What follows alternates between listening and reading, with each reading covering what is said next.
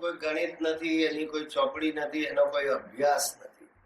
આમ જુઓ ને તો સાહેબ, અભિનયનો જ કોઈ એવો અભ્યાસ નથી. યસ, સ્કૂલો હોય છે, પણ એક્ટિંગ કે અભિનયની ક્ષમતા એવી છે કે તમારામાં અંદર કંઈક તો હોવું જ જોઈએ, એને વધારે ડેવલપ કરી શકાય.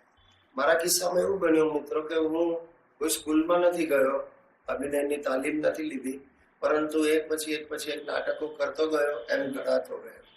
એટલે કદાચ હું જે 10-15 વર્ષે શીખવા મને મળ્યું, એ તમે જો કોઈ વ્યવસ્થિત એવી અભિનયની શાળા જેમ કે નેશનલ સ્કૂલ ઓફ ડ્રામા છે દિલ્હીમાં, તો ત્યાં જાઓ તો ત્યાં એનો કોર્સ હોય છે, કેરિક્યુલમ હોય છે, બીજા વિદ્યાર્થીઓ હોય, શિક્ષકો હોય જે તમને શીખવાડે અને તમને ઘડે.